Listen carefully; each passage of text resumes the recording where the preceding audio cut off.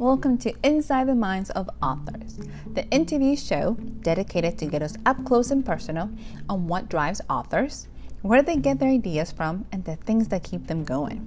I'm DC Gomez, an indie author, and come and join me in these fun conversations.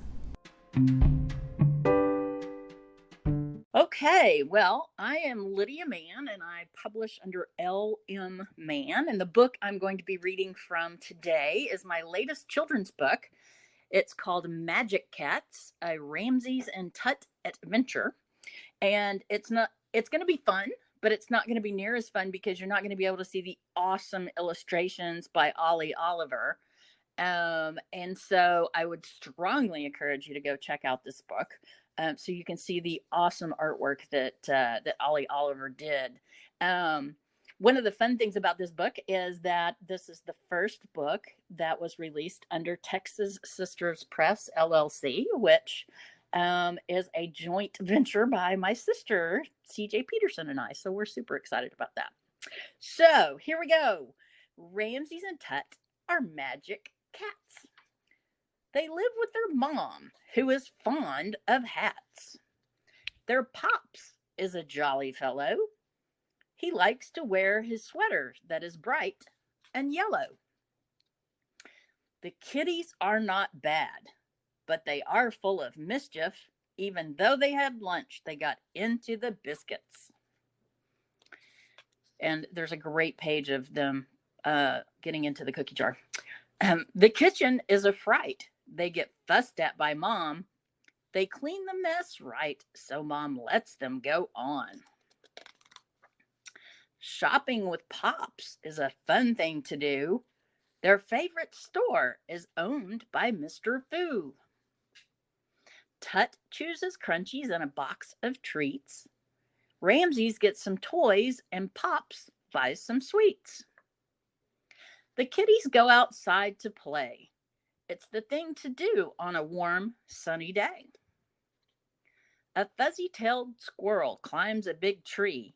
On this beautiful day, it's the place to be. Pink, yellow, orange, and red are the colors of the roses planted by the shed. Mom decides to cut some flowers. She finishes the job before the spring showers. Today, Tut and Ramses want to explore. They grab the car keys and head out the door. Pizza is a favorite meal. They use a coupon to get a good deal. Ramses and Tut are magic cats. If you see them, please stop and chat. The end.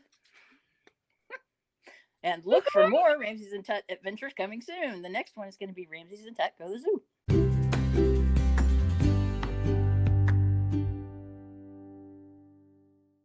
Hi, everybody. Welcome to another episode of Inside the Minds of Authors. I have the amazing Miss Lydia with us today, and please tell me that was not an amazing reading. I am so thrilled. I'm all like little kid waiting patiently to hear the next words. You have an awesome animated voice, by the way, so I'm all into this. Welcome, Madame. You. How are you? I am awesome, and thanks for letting me be on today. I am so excited to have you. So I'm actually extremely privileged because I have my own copy of Ramses and Tut Adventures. You said Magic Cat, and I said I need to have one. It has been kitty approved from this side of the house, so my cat loves it too. Very good, very good. And you can attest to how awesome the illustrations are by Ollie Oliver. He is amazing, and he has a little girl of his own. Towards the end of the book, if you see, like when they're on the playground, she's the little girl on the slide. Oh, that is beautiful. How do you come up with the story? Well, Ramses and Tut were actually kitty cats that my family had. When I went off to graduate school back in 19... No need to give all those details. It's okay. We're good. Yeah. Actually, let's see. That would have been 94, 5, something like that. Anyway, I was moving back out of my parents' house because I was one of those little boomerang children. You know, I finished college and, you know, then decided, hey, I can work full time and live at home and save a whole lot of money. So anyway, I was moving off to graduate school, and so I thought, well, mom and dad are gonna have empty nest syndrome, because none of us kids were at home at that point. So I went and I found these two kittens, Ramses and Tut, and so they became, the stars of our house, and we were very blessed to have them. We had Ramses, I believe it was 14 years, and Tut 18 years, almost 19 years. And so I'd always wanted to do a, a children's series based on Ramses and Tut. And I'm not a poet, and I don't know it. No, that was a little. So I thank the Lord for Google, because you can say what rhymes with. So if you are It's amazing. if you are a poet or a rap musician or spoken verse person that can like do all that, I bow to your superioritude, because writing and rhyme was very hard for me. And then I was very blessed to meet Ollie Oliver and his wife and his little girl at Arlingcon a couple of years ago, which is a sci-fi con that is sponsored by the Arlington Public Library. And everybody's got their fingers and toes crossed for this year, because it's usually in June, and so we're kind of hoping the COVID thing is all over with by then, so we can all get together. That would be great.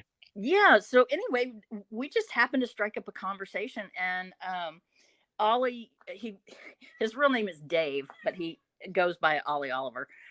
So Dave and I started talking about, this idea for this children's book, and I had been looking for an illustrator for literally years. It took me almost 7 years before I found Dave, and we just hit it off.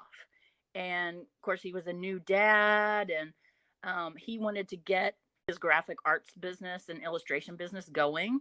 And so the rest is history. I mean, we hit it off. I totally believe it was God thing. And I started sending him, I sent him the manuscript, and I was like, just when you have time, just kind of doodle around and blah, blah, blah. And he blew me away every page he sent me. We are going to be working on a whole series of Ramses and Tut adventures. And like I said, the next one will be Ramses and Tut go to the zoo. I love it. So, what age do you think this book is appropriate for? Because I know we said children's book, but that range can be huge. What age are you looking for here? Yeah, the way I see it is, this is one of those books that a pre-reader can be, can be read to, by, mom, dad, auntie, uncle, grandma, whatever, and then eventually go on to read the book for themselves. I remember that those magic moments when I was a kid, of my mom and my dad reading me books. And I don't know about you, but I had one book that my poor dad had to read it to me a million times. It was called The Case of the Cat's Meow. I still have that book, and it's still available on Amazon. So if you want a fun book, go look that up. And I remember that magic moment. I was about, I don't know, 5 or so, and my dad was reading, and reading out loud, and all of a sudden it's like my brain clicked, and I was actually reading the words. And so I ultimately would love the Magic Cats and some of the Ramses and Tut adventures to maybe become those kind of books. It is awesome. It is such a beautiful illustration to bring these words to life for kids. And sometimes that's usually what they need, is that visual and the words to everything click. So I think I think this is a series that would do it. How many books are you thinking about in this series? Well, in my mind, I've already planned out 3 more. I would like to have Ramses and Tut maybe go to the Natural History Museum. That way you get dinosaurs. And what's more fun than dinosaurs? Dinosaurs and cats in the same place. That is awesome. Booyah, and I mean, you just think of what kind of mischief they could get into in a natural history museum. I think I would love to have them go to an art history museum, because I think that Ollie Oliver would have a complete blast reinterpreting sort of the masters in his own style. So maybe he can make Mona Lisa a cat, or he can reinterpret Starry Night, or something like that. Um, Ooh. and so it would give him just, a way to have tons of fun reinterpreting, you know, master art pieces, as well as begin to sort of plant the seeds for kids, um, introducing them to some of the, the masters of art. I like the different layers that you're bringing into your books and the connections you're trying to make for kids. So tell me, did you always wanted to be a children's author? Like, how did that happen? How did that transition in your life decided to click? Well, I am a big kid. um, I am a Nothing wrong with that. Yeah, there is nothing wrong with that. I have always loved telling stories. And in my other life, I'm a video producer and I work with summer camps. So I for the last 30 plus years, I have worked with summer camps, making videos for them. And so that's where a lot of my sort of storytelling creativity came out for years. And but then I had written a sort of a middle grade fiction book called The Nightmare King, Shadow of Dragons 1, and that's available in paperback and an ebook. Um, and so that was my first published book. And I just have a passion for getting kids excited about using their imaginations, about reading and writing and telling stories in how in kind of whatever format works for them. Some kids are, they're more visual and they like to draw, or work with clay or whatever. Some kids like to write. Some kids like to speak. But I just think that imagination and creativity are so key to anything we do. I just think we do a lot of testing in schools. Don't get me started on that. Um, and it's important to make sure kids are academically, doing okay. But it's also very important um, to give them time to daydream, to give them time to use their imagination. Sometimes it has become a little underrated and people take it for granted that there has to be a balance to their lives. It can't just be homework every day. They do need to have a time to be kids. Exactly. Exactly. And I think kind of one of the blessings amongst the curse of our COVID lockdown or whatever right now is that kids are still trying to keep up with their schoolwork, but they're also spending time running around out in their backyards and playing with their pets, and drawing pictures on the sidewalk, in chalk and things like that. They're rediscovering life outside the classroom and life off of a computer screen. I never thought we had the day that people would get tired of being online. And because that's all they had at the beginning, people oversaturated it Mhm. and they're ready to see other people, which is beautiful. Exactly, exactly. I took a walk this morning. First, I walked the dogs, and then I got and dropped them off, and then went and pounded pavement because I don't know about you, but my COVID diet isn't working very well. I seem to gravitate towards carbs and sugar for some reason. Um, so, so I'm out. That's my life every Yeah, day. exactly. It's like, okay. And so I'm out, doing my couple of miles. And I ran, I'm saying hi to the neighbors, and I run across a mom, and her two little boys are out in the front yard, and they've turned part of their front yard into like this really cool fort. And they've been drawing, you know on the sidewalk and stuff. And so we're chatting, social distancing, but we're chatting. And one of them pops off and says it was his birthday yesterday. And so um anyway, I ended up with some free copies from my publisher of the Magic Cats. So I immediately came home and got one and took it back to him. So and the mom was blown away. And but I was just like, let's just share the joy. It's one of those things, those are things that we used to do back in the day, and then we got very busy. And now we're going back to being unbusy and having to slow down and having to go, okay, what's really important? What's really those things that makes us smile? So that's an awesome morning to I have. did have an awesome morning. Where do you get your ideas? I got the Ramsey and Todd, which I love. Where does other ideas come from you? Well, I have another series of books. It's called Stories for Little Readers, and they they're for the sort of pre-reader, beginning reader. Let's learn to count, work on colors, and that sort of thing. Um, and those literally were an experiment before I got to the Magic Cats, because I was like, you know what? I need to figure out all of this sort of publishing side of things. For my little experiments, but I've had a lot of fun doing them. Had in mind for those books is the parent or the grandparent, out there trying to find content to, quality content to share with their children. And so all of my books, except one, are available on Kindle Unlimited for free. My thought is they can get an introduction to the books, on the computer or an iPad or whatever. And then if they want to get the hard copy, then they can order that.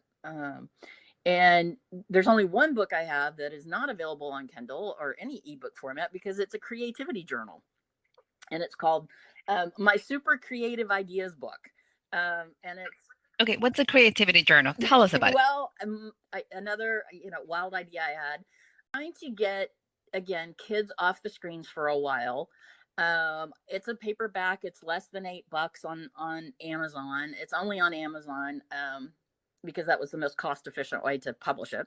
And it's got pictures and that you can color, and story prompts and ideas, and just places. It's basically a paperback book that is for kids, and kids of all ages, because I use mine too, to just dream on paper and be creative. So, if you have a little one who just likes to color, there's plenty of fun little pieces of art that they can, color. There's puppy dogs and kitty cats and, whales and dragons and whatever. And then there's story prompts like, what if you were captured by pirates, or what if you lived on a space station, or, something like that. So, the older kids maybe can write short stories about whatever those story prompts are. Again, it's just something to put in a kid's hands that isn't necessarily on a screen. And I'm not knocking screens. I've made my living doing, videos. So my eyeballs are on a screen every day. But more and more statistics coming out about screen time in kids and blah, blah, blah. And so, screen time is not bad, but it does need to be limited. So if I can help a parent, get something fun for the kids to do, then hey, go for it. So that's where the idea for the creativity journal came from. It's an awesome concept. I like the fact that they can do, write, and create in it. Do you have a specific message that you want your readers to get from your books? My books are a little bit different. My middle grade book, the Nightmare King, it's for sort of 4th through 6th grade, loosely. I think in that book, I tried to sort of sneak in some lessons about, you're smarter than you think you are, you're braver than you think you are, do the right thing even when it's hard. It's a bit Narnia-esque. It's the story of a brother and a sister who travel to the land of dreams with the help of a big black dragon named Shadow. And Shadow is a good dragon, because I think dragons are cool. Rescue someone they love from the dungeon of the Nightmare King. And so, it's really about facing your fears, and, and overcoming obstacles, and working as a team. The two kids have to work together. And I don't know if you grew up with siblings, but, I grew up with siblings, and that working together with siblings wasn't always high on my list. understand. I have two brothers, and it always became a challenge. And I think you don't appreciate your siblings till you become an adult. When you're little, you're like, this is not Yeah. working out. Can we trade them in, please? Yeah. Yeah. Pretty Yeah. much. I have two older brothers and a younger sister. So yeah, we were all like, okay, well, there's days we love you and days it's like, I'll trade you in. So, so, and then of course with, my kids' books, it's really just inspiring, um, imagination and just, trying to introduce them to the delight of reading. Um, I was blessed to be one of those kids that read early, um, and it held me in good stead, you know, all my life, especially in academics. And so things that happens where if a kid can read, they can figure out pretty much anything. If you don't know how to cook, you can go, get a cookbook or look on your phone and you can read the recipe and follow directions. You can, if you don't know how to do a math problem, well, you can read the instructions and try to figure it out. I'll just put it that way because math was never my big deal. So, Who or what inspired you to start writing? Because you've been doing this for a while. yeah, I just think that I was always a reader, and so stories, and I love that feeling when you get lost off in a story. I for a while when I was sort of fourth, fifth, sixth grade, if the book didn't have a horse in it, I pretty much didn't read it because I was one of those little horse girls. Um, so yes, there will be some horse books coming. That it's on my list of things to write.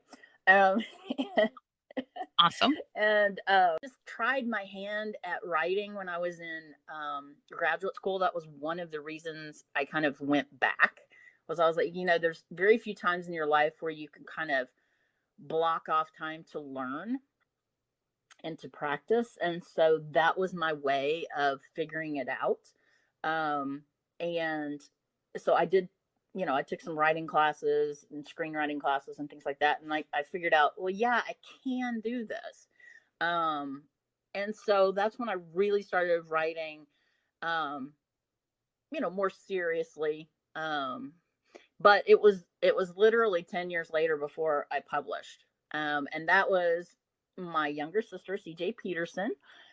She also is a writer and very prolific. She's got 13 books out.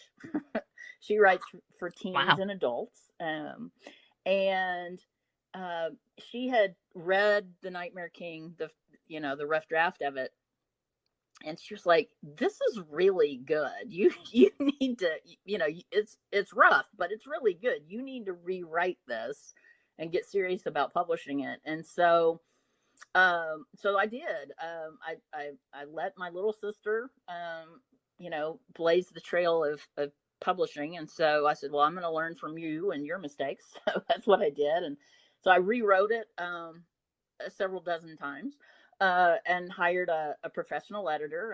And that's something I would strongly encourage any author out there. It's worth the investment to hire a professional editor. I followed my baby sister's lead, and we used the same publishing company, which they were awesome. But now that we've been in the business for a while, we've kind of figured out we want to publish our own books, and that's how Texas Sisters Press came to be this year in 2020. Congratulations. That's a huge Well, thank you. accomplishment. I've been learning all kinds of things about how to format books and how to format ebooks and all that fun stuff. What has been the biggest challenge you have faced in your writing Oh career? gosh, it varies from moment to moment. Right now, even though we are sort of on COVID lockdown, I, finding uninterrupted time to write is sometimes a challenge. I look after my mom, who's 87, and it is an awesome privilege to be able to do that. I wouldn't have it any other way. Um, but between that and running a video company and making sure everybody gets fed. And I'm like, seriously, do you really have to eat 3 times a day, people? Um, The small things in life. but I'm more disciplined about, I'm locking down. I tell everybody, hey, I'm writing for the next couple hours, don't bother me unless somebody's bleeding.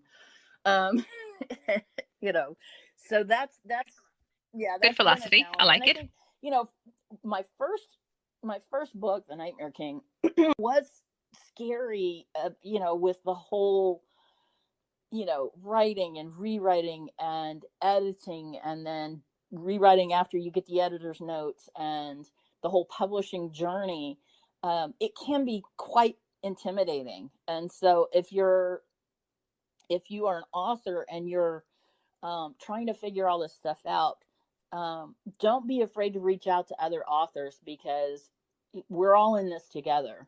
And there were some great authors I met at the North Texas Book Festival several years ago, um, who, have given me, sage advice, and sort of answered my dumb questions, and that sort of thing.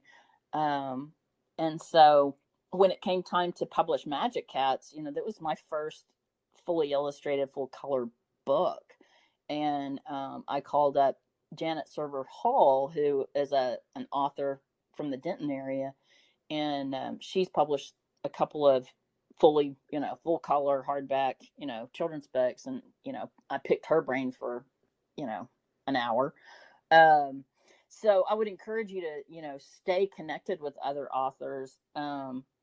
If anything, just being able to say, hey, this is where I am in my journey, and have somebody else say, hey, hang in there, it's going to be cool, you'll make it just fine.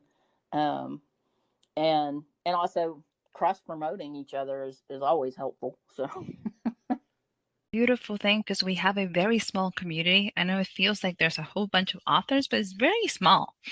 And it can be very intimidating if you're thinking you have to do this all by yourself. So I love that yeah, advice. well, I mean, that's, you and I met at a East Texas book thing, what, 2 or 3 years ago. And Yes. you know It's been three yeah, years and almost. so we had so much fun that day getting to know each other, and then we've stayed connected, and it's been fun to encourage each other, and to read each other's work.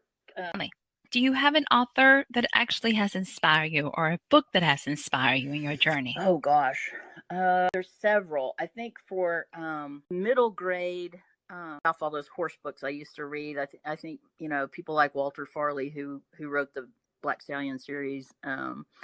You know, that's they're just he's been an inspiration. C.S. Lewis, how could he not be a an inspiration?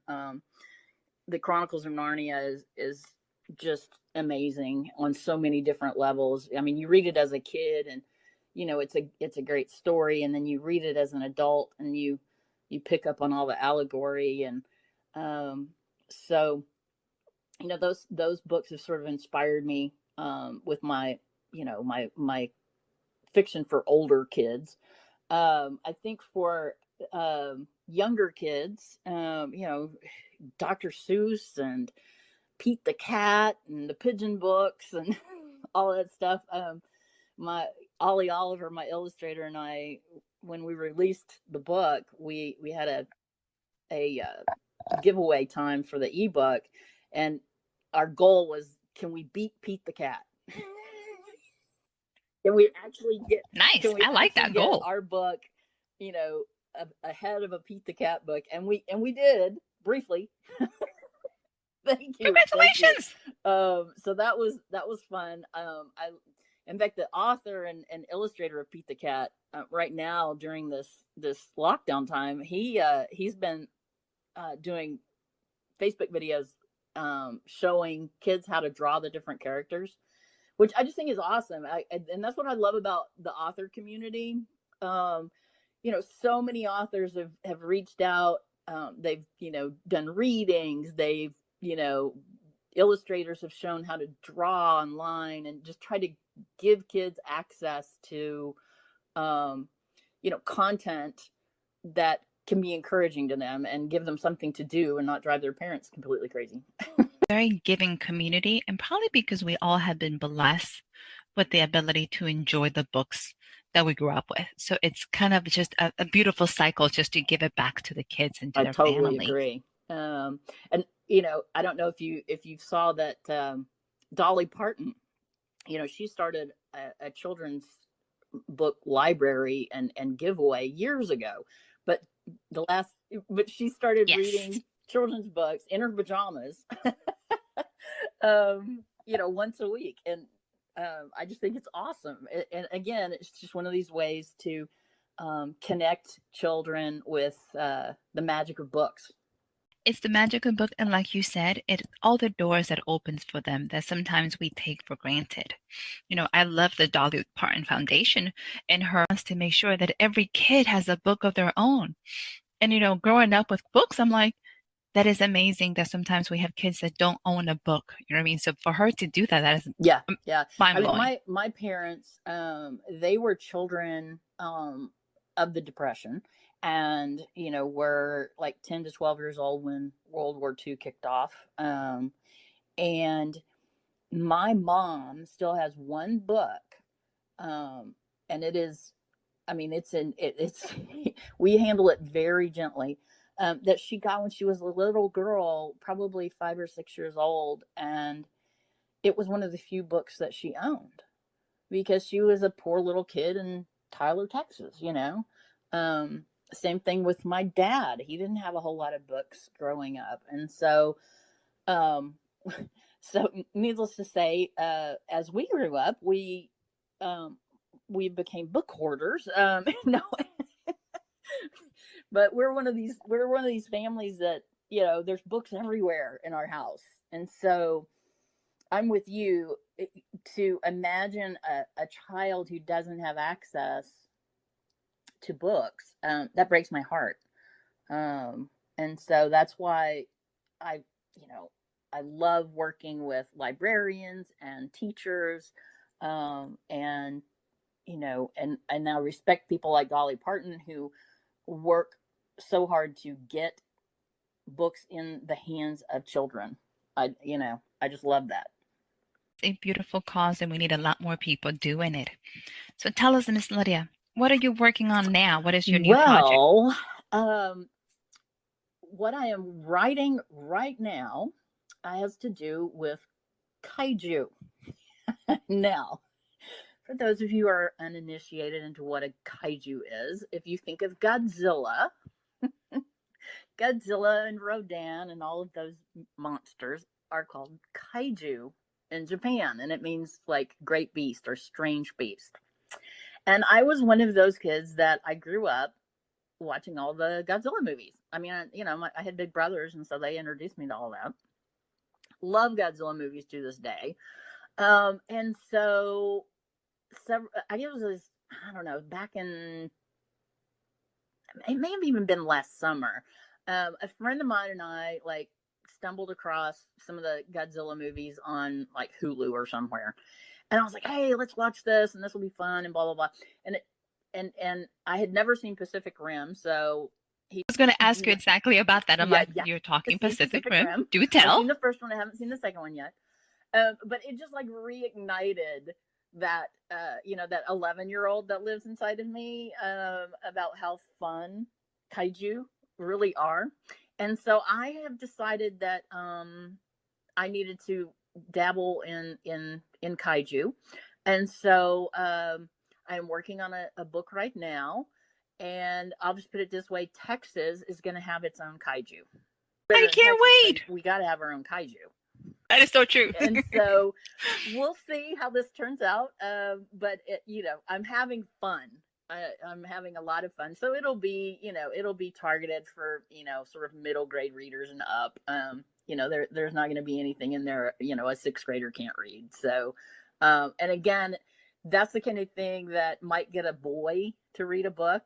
And as we know, boys tend to be a little bit harder to get to read than girls. So if I can put a book out there that's got giant radioactive monsters, maybe some little boys will read it.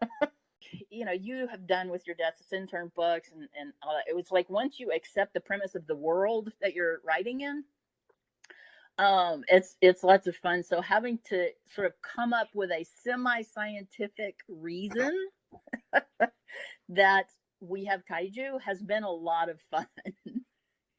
and I've done a lot of Googling. I'm excited for this one to come out. I love anything that involves huge monsters, and if you bring them to Texas, it's going to be even Awesome. better, so I can't wait. Ready for our Sure. lightning round, Fire madam? away. Think too much about this. They're going to be fast and quick, and let's see how you do. We're going to start with some easy ones. You ready? Okay. Are you ready? Are you an early bird or a night owl? Neither. I work great from about 10 in the morning to about 10 at night. What that in between is, but okay, you're definitely an in between kind of person. Today, there was like a conspiracy going on not to let me sleep past 7 o'clock, and so I was like, I just want 5 more minutes, but no. Okay, so anyway. If you could be a character in any comic book, who would you be? Oh, that's a good one. Wonder Woman. She's strong and smart, but she's compassionate. So, she rides horses and shoots bows and arrows and has a cool sword. So, yeah, why not Wonder Woman? Here's your next one. DC or Marvel? Okay, are we talking movies or are we talking comic books? Movies first and then comic book. Movies, I'll go Marvel. Comic books, I think I have to go DC. Where can our listeners find you? Where is your social media, website, anything all that we can get a hold of you? All of my social media links are on my website, which is mannwrites.com. That's MANNWRITES.com. And like I said, you can find me on Facebook, Twitter, Instagram.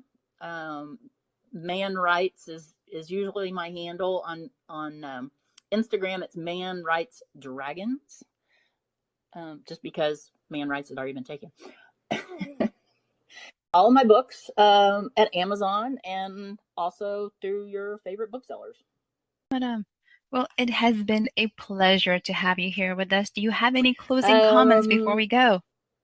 Just read, write. Use your imagination and read DC Gomez's books. You will laugh. You will have so much fun. And I appreciate you having me on today. A pleasure, and thank you so much. I am so blessed that we have connected and that we have stayed in touch. So thank you ever for joining us inside the minds of authors. Stay tuned for next week's episode and hope you guys have an amazing day. Yeah.